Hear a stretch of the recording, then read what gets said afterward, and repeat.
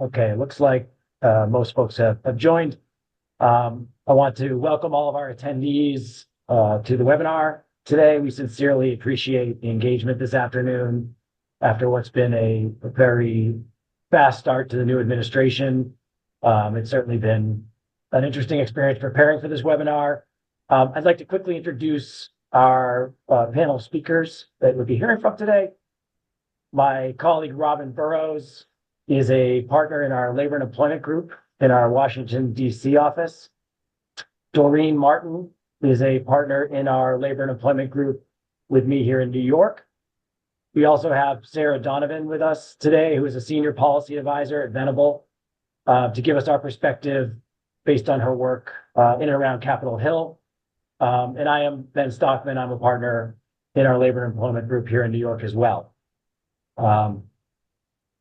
Just a couple housekeeping matters on the next couple slides, if we can move to the next slide.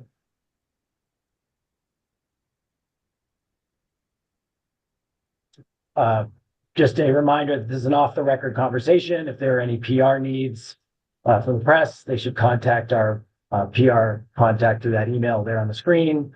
We will be providing CLE credit today. I will provide the CLE code midway through and then at the end of the presentation, and we'll make the slides available following the webinar. We anticipate, given the amount of content to get through today, that we may be short on time for Q&A and or may not have time left for Q&A. If we don't, and folks have questions, rest assured they can be submitted in the chat. We will take down all the questions and respond to those questions once the webinar is complete, if we don't have the time to do so here today. I neglected to introduce the topic, but I think you're all familiar with it. We're going to have a discussion today of the Trump administration's anticipated priorities for higher education, focusing on diversity, equity, and inclusion initiatives, on initiatives around combating anti-Semitism on campus, issues related to transgender participation in competitive athletics. And as I said, Sarah is going to provide some insight based on what she's hearing and seeing on Capitol Hill. So with that, we can move to the next slide. And I'm going to pass the mic to Sarah to kick us off. Thanks a lot, Ben. Today I'm going to give you some context to our current political environment in DC, and that's going to help set the table for some of the actions that we've already seen and could potentially see from the administration and Congress with regards to higher education. And this is really meant to be the lens by which you could view these actions and the information that we're going to provide today through. So the issues that we're going to talk about today, which Ben already previewed, they really bubbled up through the schools, and then they came into focus during the 2024 campaign. And they've already been core, like, quote unquote, day one elements of this administration's agenda. And that will persist. And as recently as today, and in fact, as we're talking here, the president is getting ready to take executive action on these very issues that we're here speaking about today, specifically anti-Semitism on college campuses and quote unquote divisive measures in schools' curriculum. So these education and various social and political issues, schools have really been a battlefield for these elements, and they've been a key part of politics for about the last 8 years or so. That includes DEI, anti-Semitism, gender, among many others.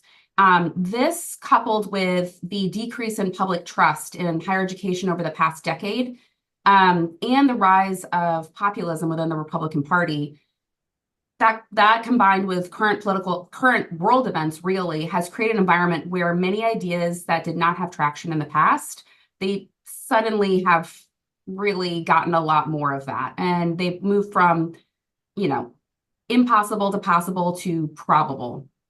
And like I mentioned, these are long summary issues. It really started for any of you parents out there during COVID when we were all at home doing a lot of distance learning. It really, a lot of parents didn't like what they saw during remote learning, irrespective of the things we're talking about today. It kind of cracked open this world and really got more parents much more engaged in what was going on in their children's school. And it catapulted politicians and people like Virginia Governor Glenn Youngkin into office.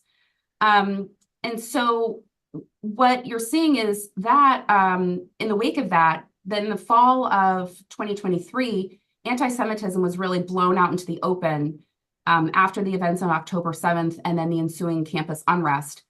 There's congressional hearings that got a tremendous amount of press. I mean, it even made it to Saturday Night Live. I mean, this was really became the forefront of the conversations in this country. So President Trump campaigned on these specific issues, and he believes that he won on them. Therefore, he intends to deliver on what he said he was going to do. I offer that the single most successful presidential ad this past year was the one that was Kamala is for they, them, and President Trump is for you. It was aired over 30,000 times in every swing state. And one analysis that I saw found that it shifted the race 2.7 percentage points in favor of Trump after viewers watched it. So really very impactful. So Trump made these issues that we're talking about today a core part of his inaugural speeches, both the one that was the official and then the one that was more off the cuff in the Capitol Visitor Center afterwards. And it shows that the level of priority is like right in the front of his brain.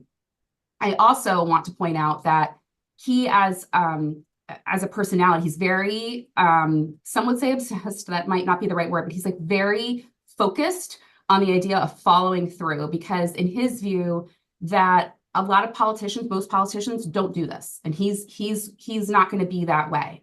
So that's why you're really seeing a lot of these actions come to fruition, because he said he was going to do it, and by golly, he is.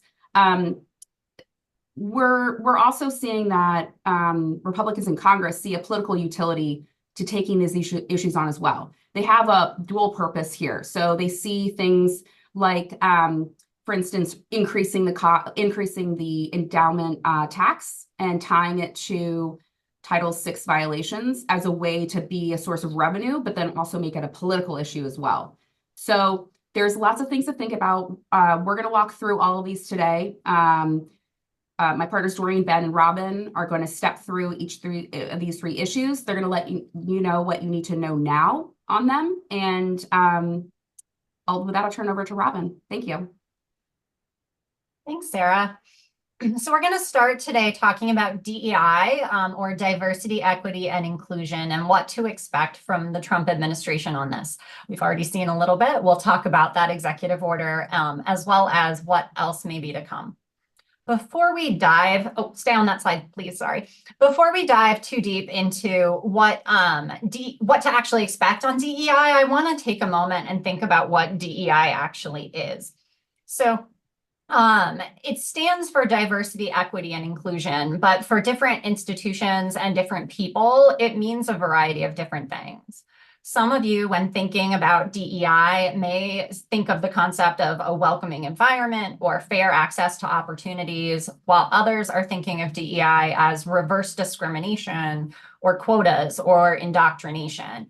There's a variety of viewpoints. This phrase, DEI, or diversity, equity, and inclusion, really hits differently for different people. And we're seeing some of that in what's coming out of the administration now.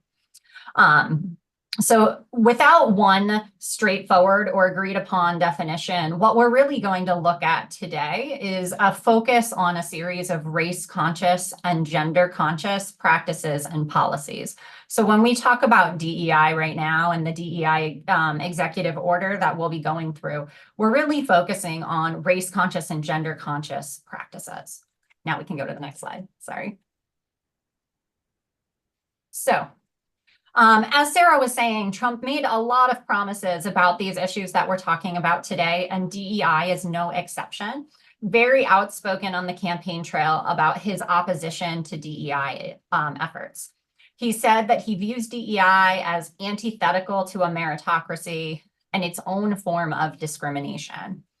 The first quote here, that he spoke against socially engineering race and gender into every aspect of public and private life. This was from his inaugural address. So as Sarah was saying, on day one, these are issues at the forefront of his consciousness, things that he wants to address immediately. And as we'll talk about, he did.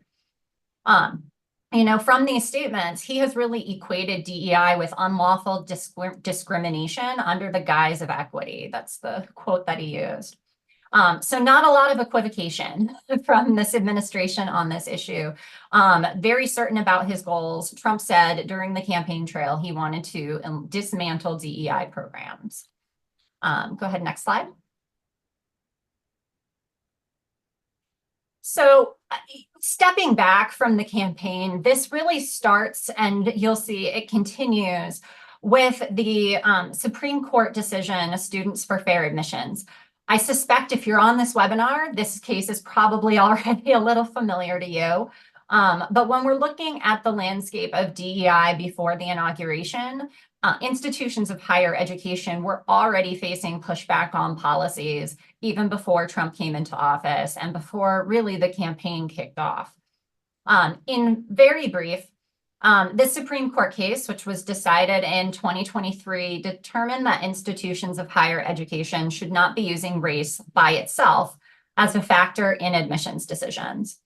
Prior to this case, the court had said that race could be a plus factor, not a determining factor or a quota, but that it could be something that's considered, and that diversity was a compelling interest for institutions of higher education.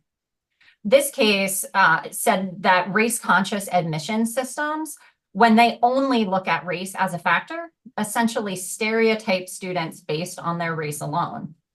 Notably, in this case, the court did not prohibit universities from considering an applicant's discussion about how their race may have affected their life, either through personal experiences of discrimination, the racial composition of their school, or other related factors. That said, it did significantly limit the use of race in admissions, a huge shift for admissions at many institutions, and really limited the policies that were happening largely at the time. It also left the door open for a lot of questions. The decision itself relates to admissions, but where do we draw that line? Do other race-conscious initiatives fall into this? Things like scholarships or affinity programs? This case really started the process of considering what DEI means and how it's being addressed on campus.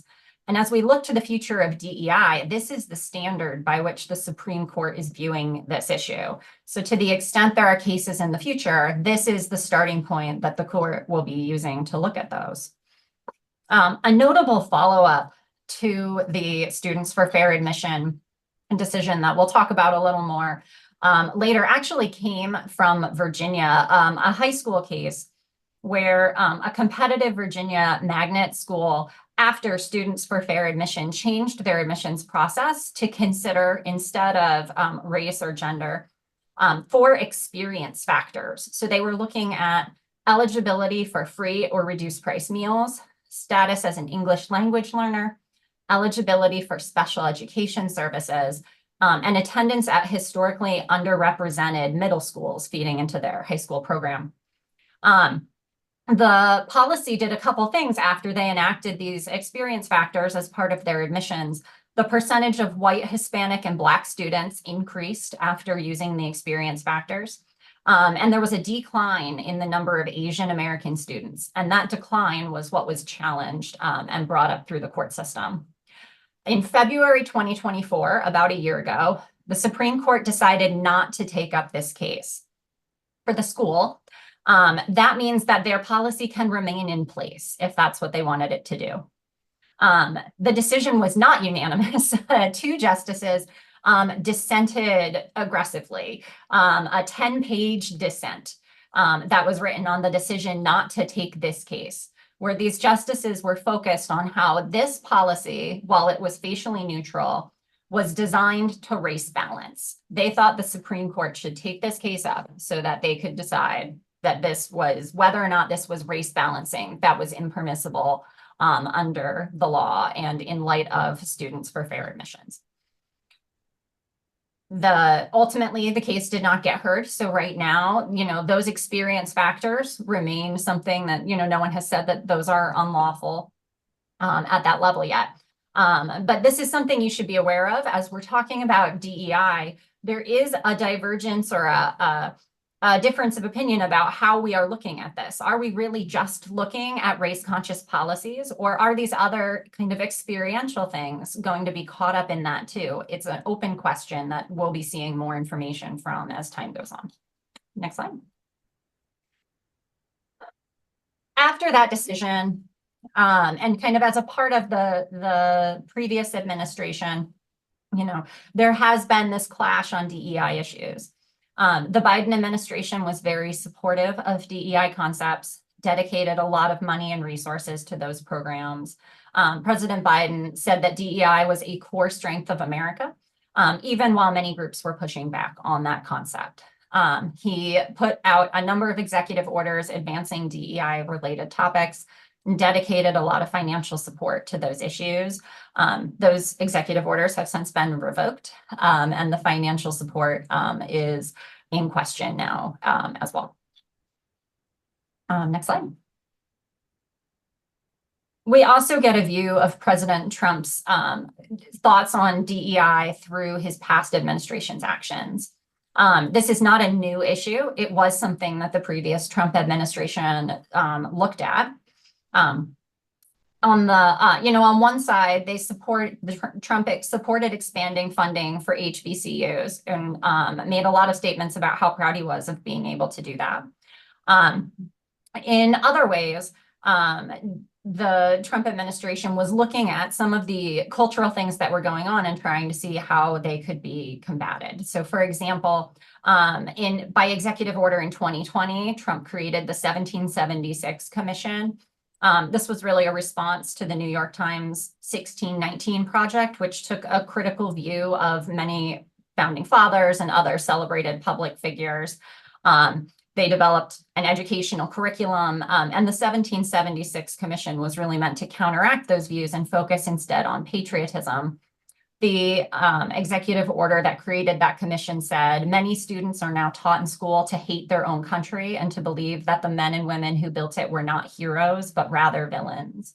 So setting the stage for how, he views the role of education and its DEI progress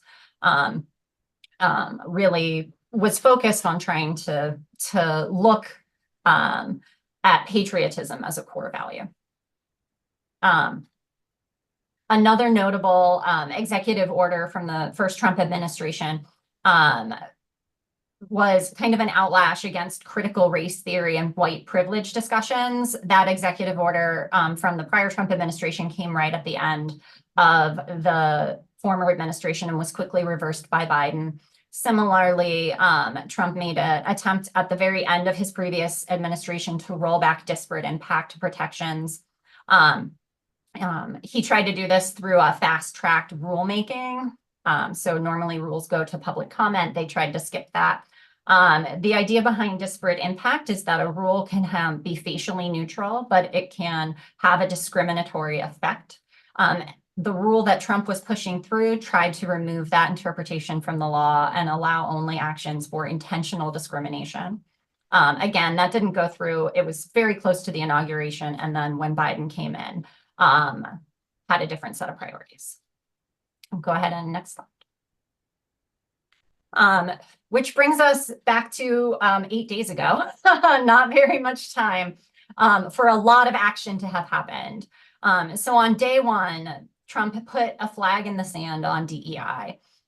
One executive order that he signed on his very first day ordered federal agencies to terminate and dismantle DEI programs and eliminate diversity officer positions. We'll mostly talk about the second executive order, which came on the next day, titled Ending Illegal Discrimination and Restoring Merit-Based Opportunity. So this executive order follows on that previous one by limiting government and agency programming and putting limitations on diversity requirements in federal government contracts. It also reaches out to the private sector very specifically, targeting a number of industries, including higher education. The executive order directly requests that agencies identify potential targets for lawsuits and investigations, and that includes institutions of higher education with larger endowments. So very clearly saying we are looking for people who are violating our DEI priorities. Next slide. What that specifically looks like remains to be seen a bit. So Further guidance should follow, says the executive order. The Attorney General and the Secretary of Education should be issuing guidance on how to comply, again, with that Students for Fair Admissions case. So going back to what the Supreme Court said in that case, that is what this executive order is relying on. As we noted, that case is relatively new. The Supreme Court hasn't heard a ton of follow-up from it, but we expect that this additional information would expand on what that says and what the Trump administration would expect that to mean. We'll also note that this case was limited to admissions. This executive order suggests that there's likely to be a broader scope beyond that for these other DEI initiatives.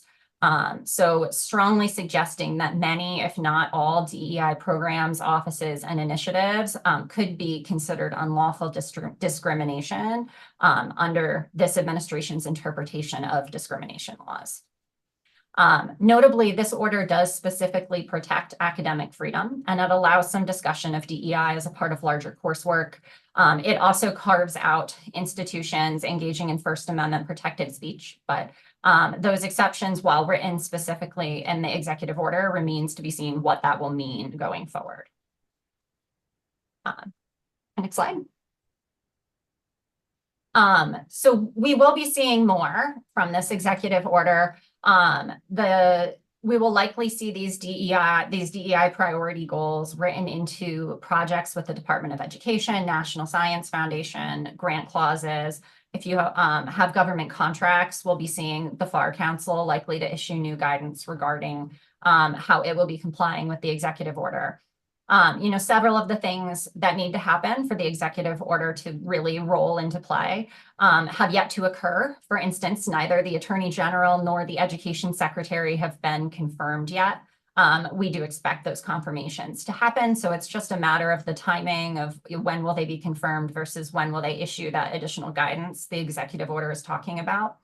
And the laws will also likely face legal challenges. These are contentious issues, and we expect to see lawsuits challenging them. Next slide. Just a quick sort of note, we're spending time today mostly talking about the federal Trump administration's executive orders and other federal actions, but DEI is also a hot button issue at the state level as well. A number of states have taken the lead issuing anti-DEI legislation. Many have banned DEI offices and diversity programs either from their public institutions or have attempted to ban them more broadly. Mandatory training or mandatory DEI training has also been targeted by states. We're seeing DEI offices at public institutions and others closing down across the country as a result of this policy goal. The executive order hits differently than these state laws, but you really need to be looking at both. If you're in a state that has a state law limiting DEI or DEI programming, you may need to be complying with both. The federal DEI executive order may come out with one set of obligations. Your state's law may add on top of that. Even if you're a private institution and your state's law might not apply to you, your neighboring or peer institutions might be making changes based on those things. So you need to be aware of all of it. The effect of this is not just limited to diversity programs. Florida, for example, has also been looking at arts programming, which may be something going on your campus, and limiting funding to arts programs as a result of DEI related or LGBT, in this case, LGBT content. This is really a broad overview of how we're spending our tax dollars and how those where those tax dollars are going as it relates to diversity. Go ahead and the next slide. So what can you do? Should you do anything? It's hard to say at this point. You could kind of pre-comply. Some organizations really don't want to be in the line of fire, especially if they're in a state that has passed or is on the verge of passing anti-DEI legislation. It's really we're seeing some adoption of the spirit of really these things and a shift in how the organizations are responding to their DEI programming. So even if there's no law that exists, and although the executive order doesn't have full guidance out yet, you could still consider, based on the pressure on funding or research, or because of potential litigation, to go ahead and comply with the spirit of where this is all headed by eliminating DEI programs, modifying admissions, hiring practices, and things like that. Another option that some institutions are considering is reframing their diversity programming. Some organizations say there's no need to over comply with the law. If you're in a state that allows you some freedom, looking at that Virginia high school and the way that they put in those experience factors into their admissions might be a way to consider how you can comply with the letter of the law, but still work to promote diversity and inclusivity if those are core goals to your institution. And then the ever popular wait and see approach. We have guidance that's potentially coming out on these issues.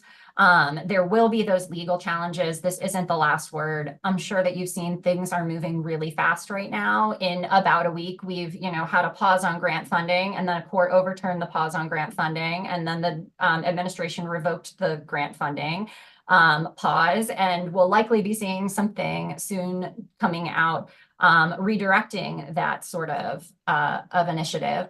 So things are moving quickly. Don't get complacent, keep your eye on what's going on. But one option is to just wait and see how this plays out before making any big changes. Go ahead and next slide. So the steps that you may consider taking if you do want to do something and don't want to wait and see really depend on your risk tolerance, your institutional values, the programs you already have. You'll probably want to look at your funding sources and see, where are those financial pressure points where the DEI executive orders goals could be written into either government contracts or grants that you already have. You may want to look at diversity statements in recruiting materials and application materials. You're certainly going to want to engage the stakeholders at your institution about how they're viewing the executive order and its goals. Collaborate with your internal departments. If one department is applying for a grant that's going to have these DEI executive order mandates written in, you may have to be applying the requirements of that campus wide. So there needs to be collaboration about how these things are being applied internally. We can't just silo off our departments and hope that it all works out.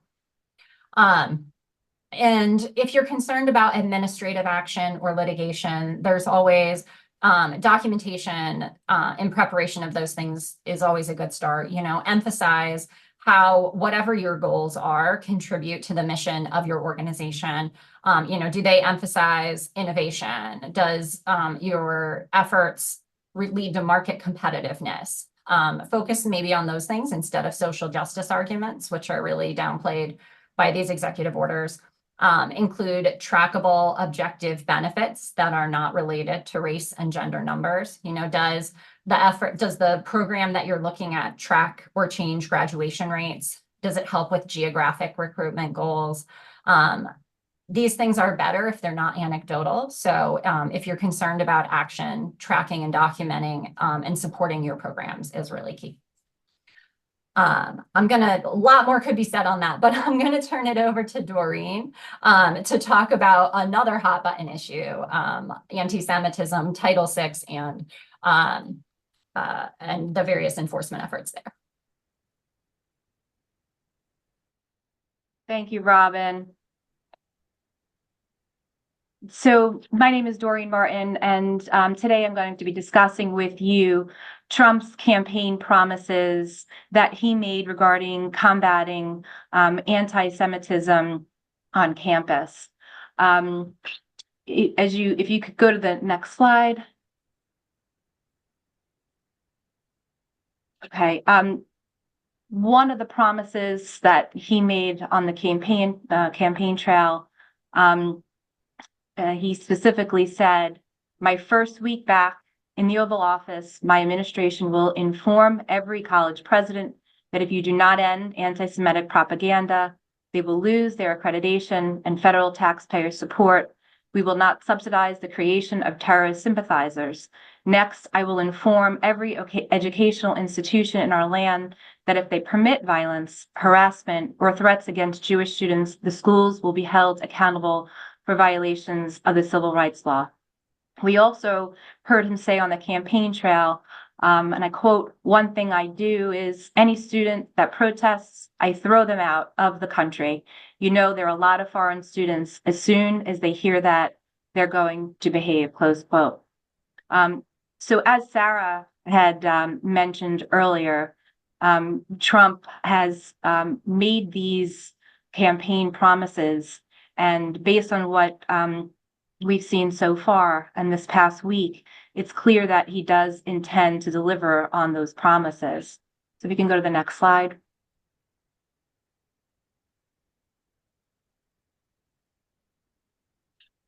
Under the Biden administration,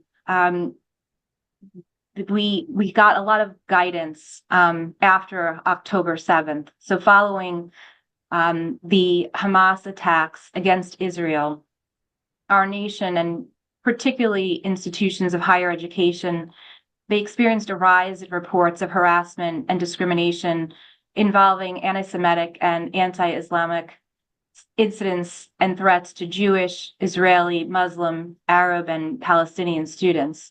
So in the wake of October 7th, OCR issued several Dear Colleague letters reminding schools of their Title VI obligations.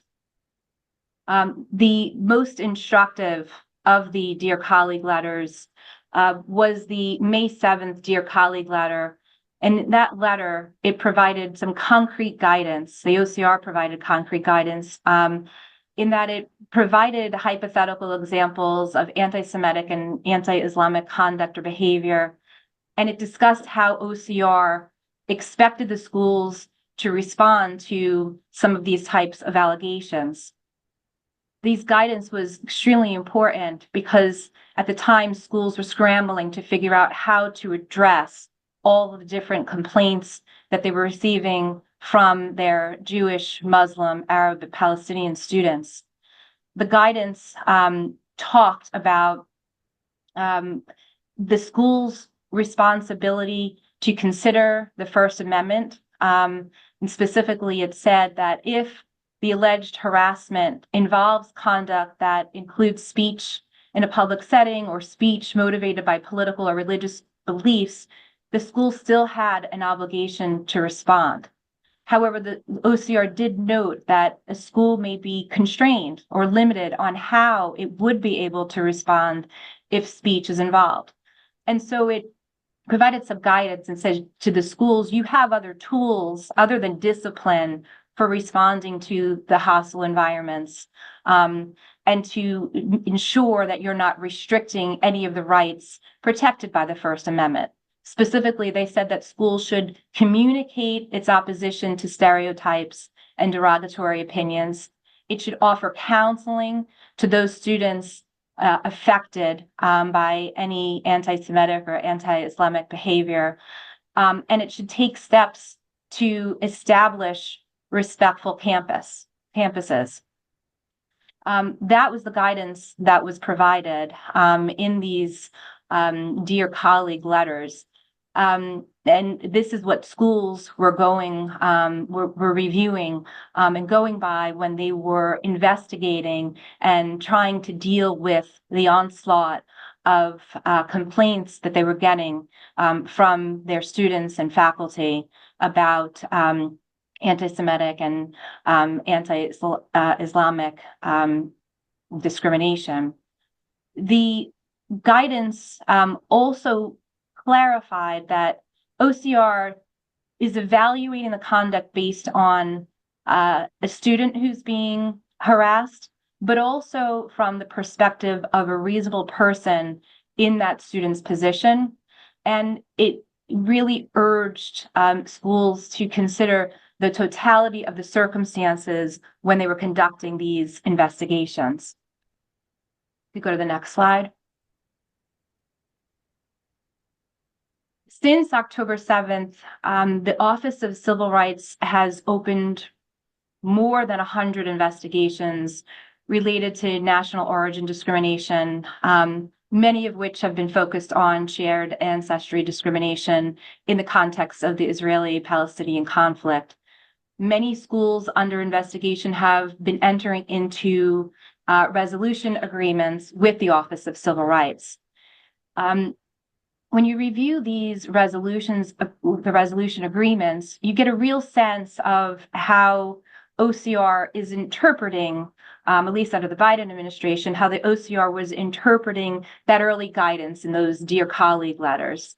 And below, I want to talk about just a few of the many lessons learned by schools. As we read these resolution agreements, you're learning some of the things that the schools did right. They certainly, OCR is not shy to point out when schools did things correctly. And they also are pointing out where schools may have gotten it wrong or not quite right. In one example, a university had received a series of reports involving mezuzahs being stolen from doors throughout the campus. They were getting individual reports of these thefts. And while the school responded to the individual reports, when OCR investigated it, they said, well, where you got it wrong, where the school got it wrong is that they didn't look, again, at the totality of the circumstances, and instead they responded to each theft individually. And so in that case, OCR found that the university failed to analyze the pattern of the cumulative effect of the series of thefts, which created a hostile environment. OCR also noted that the university really failed to keep track of all the reports and did not consider them all. They were focusing on these in isolation. Another example is that a university had received numerous reports of shared ancestry discrimination. And in one instance, the school actually responded to the complainant regarding the complaint by acknowledging receipt of the reports, provided all the appropriate resources that was necessary, and they requested to meet with the complainant in order to learn more about the allegations. But in that instance, where the complainant didn't respond and get back to the request to meet, the institution decided that they weren't going to continue to investigate.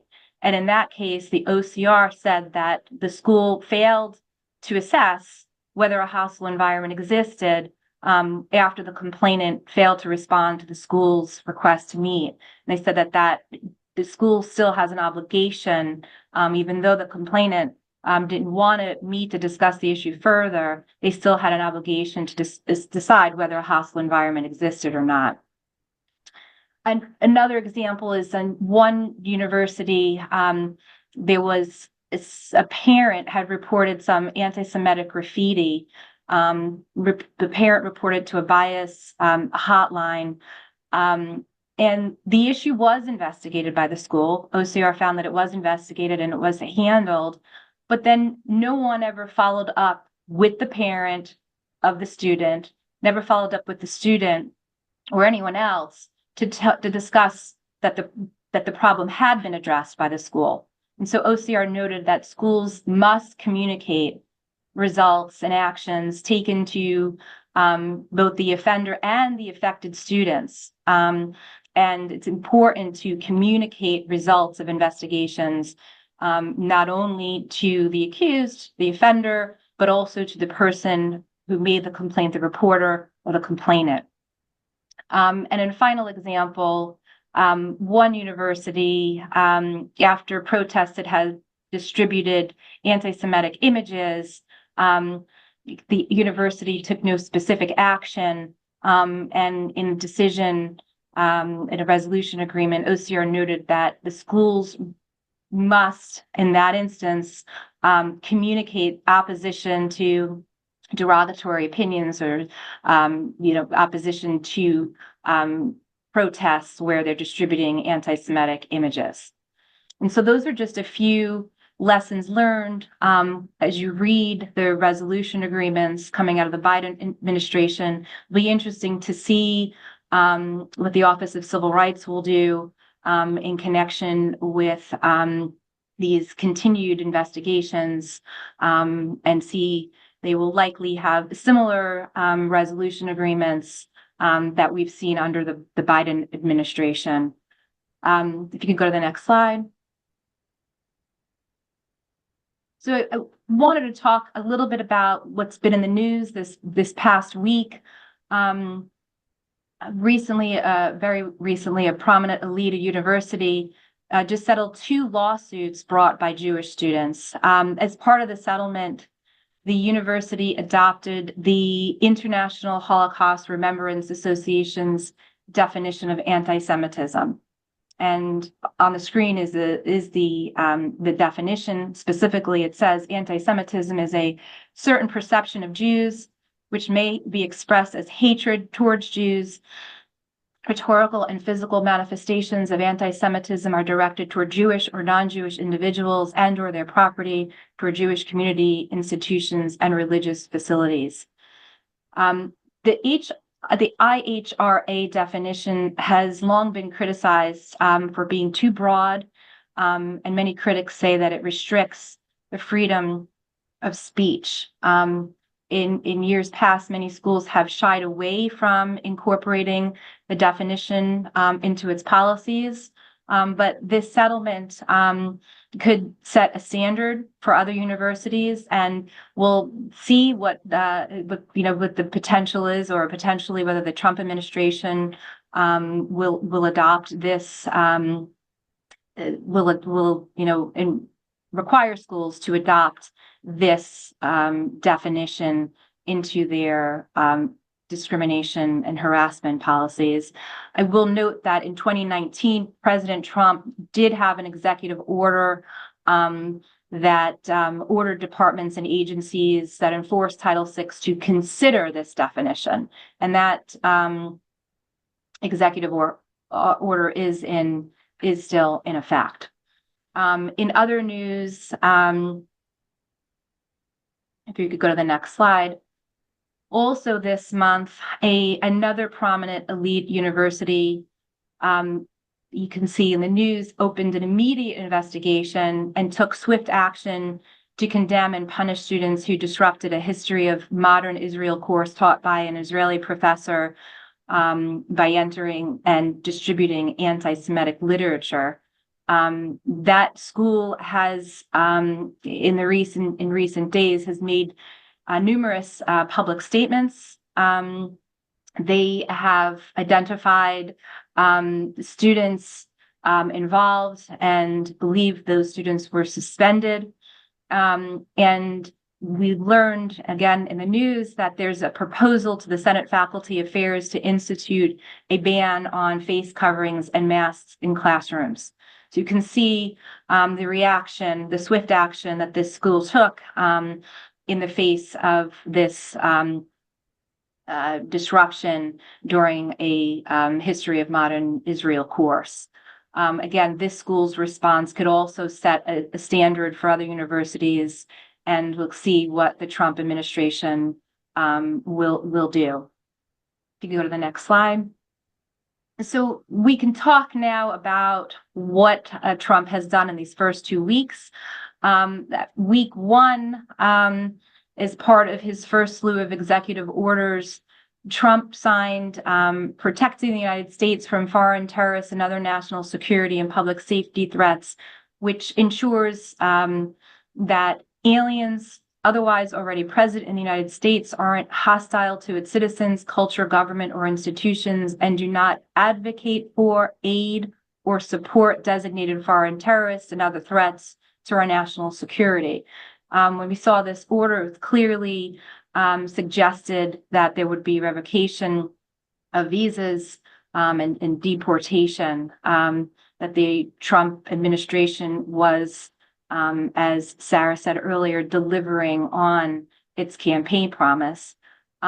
Just this morning, we learned that Trump, and he might have already issued the order, but we learned that he was going to issue an order today, and it would charge the Justice Department and Attorney General with taking immediate action to prosecute anti-Semitic crimes like vandalism and intimidation, as well as investigate anti-Jewish racism in leftist, anti-American colleges and universities. Additionally, the White House is promising to deport and revoke the student visas of those deemed sympathetic to Hamas. And we have heard that the White House is also directing all federal agencies within 60 days of the order to review and report any criminal and civil authorities the agency has that can be used to address anti-Semitism. So we haven't had a chance to digest the order and look at the order and really analyze what this means and what it will entail. But we will be providing you additional guidance in the coming days once we have an opportunity to look at the order. Again, the statements that came out about the order raise a lot of questions, and so we will have to tackle that in the next few days. If you can go to the next slide. I'm looking at the time, and I know Ben has a lot of materials that he's prepared. So I'll very quickly go through this slide on how you can prepare and be ready. Do what you've been doing in terms of responding to your complaints, take immediate action, look at the totality of the circumstances. Don't look at things in isolation. Keep documents of all the conversations and emails, everything that you've done. Make sure you're keeping detailed records of everything that you're doing to investigate and to discourage anti-Semitic and any anti-harassment behavior on campus. And we'll provide these slides to you, and we can go through, and you can go through the rest of these tips. But now I'm going to turn it over to Ben so that you can get your time in, Ben. Thank you. Thanks, Doreen. Now's the time that I'm going to also provide, although a little past halfway through, the CLE code, which is Education 2025, two separate. Actually, I don't know. I'll clarify whether it's two separate words or not, but the code is Education 2025. So I'm going to be talking fairly quickly about the state of play regarding competitive athletics and gender identity. As you know, Sarah and both Doreen have noted, this was a political winner for the Republican Party during the campaign trail. And Trump's been very clear in his first couple of weeks in office that he's going to play to his strength. And so, you know, this issue was not been excluded from, you know, his priorities in these first 2 weeks. So we can move to the next slide. You know, what did Trump promise on the campaign trail? Well, it was pretty straightforward. He proclaimed that he would, quote, keep men out of women's sports, end quote. And states that, quote, under the Trump administration, there are only two genders, male and female, end quote. And so, you know, the issue of transgender athletics participation in sports has obviously been a very politicized one, particularly in this last election cycle. But to put it into perspective, and notwithstanding some highly publicized disputes in college athletics recently, Charlie Baker, the president of the NCAA, recently testified before Congress where he was grilled. And he estimated that of the 500,000 student athletes participating in NCAA athletics, there were fewer than 10 transgender athletes competing. Nevertheless, the Republican Party sees this issue as a priority, and they've come out of the gates taking actions that may require schools to adjust policies and practices. So, you know, we'll obviously be tracking those developments. Go to the next slide. So, what federal action was taken before inauguration? Well, the Biden administration worked for 3 years on new rules under Title IX. Those rules were the upshot for our conversation here is that those rules included within the protections of Title IX gender identity and gender expression.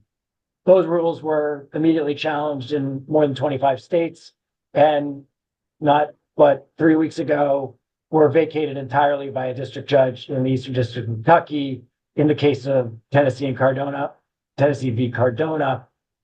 So we're back to the Title IX rules that were promulgated under Trump in 2020.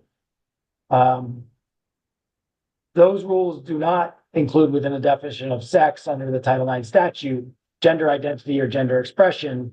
So we're back to sort of a patchwork approach across the country with regard to what institutions have to do, what policy priorities they can set, depending on state law.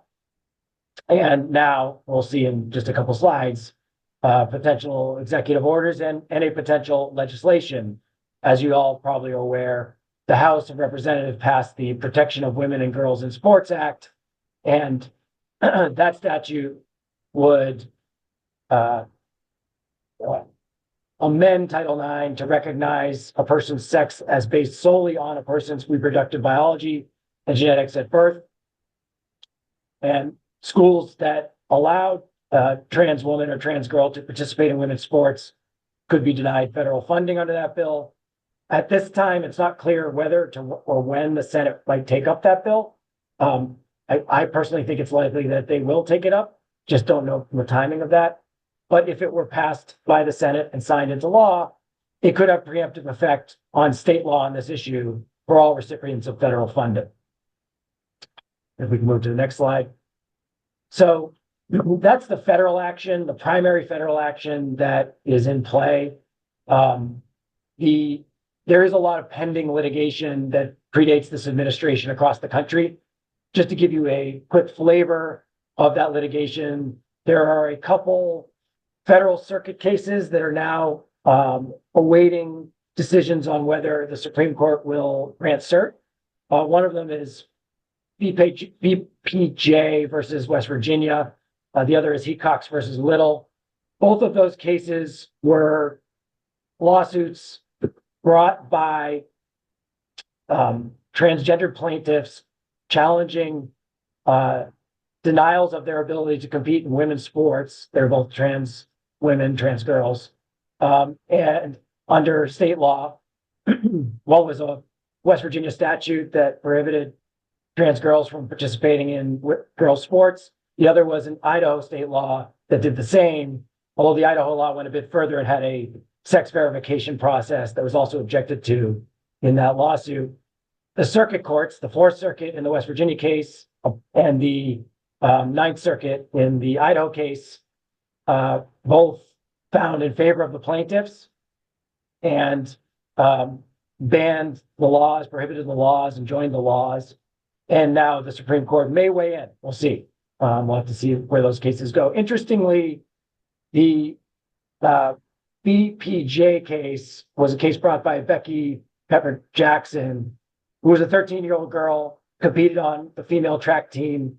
The facts of that case are fairly demonstrative of how these issues play out at a local level. She had, from third grade, she had been treated by her parents and her community as a female. She had started a healthcare regimen that would include puberty blockers that would inhibit the development of her male characteristics. And as a result of that healthcare, she was developing the body of a pre-adolescent girl. So that had a large role to play in the court's decision that the justifications for the West Virginia statute in that case weren't met as applied to Becky. And so some of these cases may turn on whether the plaintiffs in the case seek to strike the laws on their face or whether they're seeking only to invalidate the laws as applied to the individuals on the individual facts applicable to that person. There are also other attempts to, on the other side, to attack the NCAA's policies, which allow for transgender participation, specifically for trans boys and trans girls. But they take novel approaches in each of these cases. In Texas, the Texas Attorney General has sued the NCAA under a false advertising theory under Texas statute, claiming that advertisement of women's sports competitions as solely competed by women is false advertising if trans women are allowed to participate. And then there was the highly publicized case of San Jose State volleyball team, which has a very interesting and personal fact pattern, which involved a teammate of a transgender volleyball player suing her along with other players from other teams within the Mountain West Conference under equal protection, First Amendment, and other grounds, claiming that their equal protection rights were violated because they had to compete against a biological male. These cases are either in discovery or not even in discovery yet, and will make their way through the discovery process and to decisions over the coming year or two, and we will learn more about how the courts view this issue. Next slide. Since inauguration, President Trump has issued 3 executive orders that are relevant to our conversation, 2 on January 20th. The first was an executive order declaring that the federal government only recognizes 2 genders, male and female. And on the same day, he repealed President Biden's executive order that directed federal agencies to take steps and make recommendations to ensure protection of gender identity expression and agency actions. To give you a sense of where things are headed, President Trump issued yesterday an executive order, 2 days ago, that directs the Pentagon to determine a policy for transgender service members within the next 30 days. Within that order, it states that adoption of a gender identity inconsistent with an individual's sex conflicts with a soldier's commitment to an honorable, truthful, and disciplined lifestyle, even in one's personal life. So if there's any question as to where the president stands on this issue, I think that excerpt from that order clearly informs decision-making as to what's likely to come on this issue. Next slide, please. So what can institutions do? Similar to what Dorian Robin have touched on, this is going to be not a days-long decisional process, but an evolution over time. Institutions have probably already been revising Title IX policies to comport with Trump's 2020 final rule after the Biden rules were struck down. That process will obviously continue. It's imperative that institutions monitor legal challenges to not only Trump's Title IX regulations or executive orders, but determine how those orders will dovetail with state law, which may be conflicting in many instances. So it's really important as well to review state and local law on transgender rights and participation. And I will note, interestingly enough, here in New York on Long Island, 2 weeks ago, Nassau County passed a county-wide law banning trans girl participation in girls' sports within the county.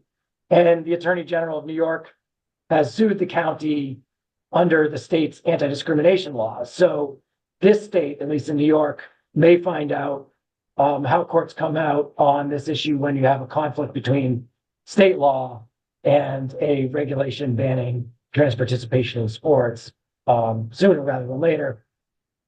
Finally, the NCAA has a policy, as do many other national governing bodies of sport, on inclusion of transgender student athletes. We'll be watching very closely for any movement by the NCAA as the Trump administration issues additional guidance on this issue. And we would expect that the NCAA, as it has been, will continue to be in a very difficult space, trying to navigate court decision-making with the sometimes conflicting actions of the administration. So with that, I'm mindful that we're 2 minutes over, and I'm also mindful we've run out of time for questions. So we will be recording all of the questions in the chat, and we will reach out to get your responses to those questions in the coming days.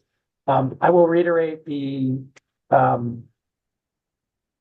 I think that, we had a few more slides regarding Trump's potential next moves, but we have run out of time and I'm mindful of folks' time.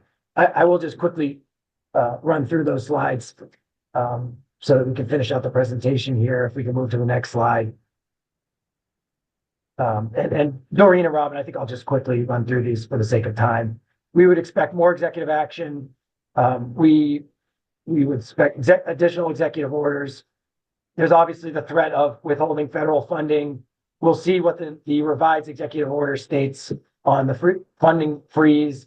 But even going forward, we would expect institutions to start preparing for the possibility that the Trump administration may use federal funding as a potential enforcement mechanism. Obviously, the revocation of visas is already on the table for those who engage in anti-Semitic conduct. And we would expect rulemaking to provide better guidance on what some of these executive orders anticipate. Finally, the last slide. We'll be following the legislation, particularly I will be with regard to transgender sports participation. And I think we'll obviously going to see reorganization or elimination of departments within the federal government to align with Trump's policy prerogatives. And then, of course, there's going to be a multitude of legal challenges to all of these actions, which we'll keep abreast of. Apologies for running over a little bit. It's been our pleasure to present. We understand that these discussions raise more questions than they do answers. And so we'll be working with our clients. Then please don't hesitate to reach out on these issues to develop, policy revisions, to take the steps necessary to ensure that institutions are able to comply, but also continue to pursue their philosophical prerogatives. With that, thank you for attending today. We will reach out and respond to your questions. And I will just reiterate that the CLE code is Education 2025. Thank you very much to all our attendees, and we look forward to working with you and speaking to you further about your questions.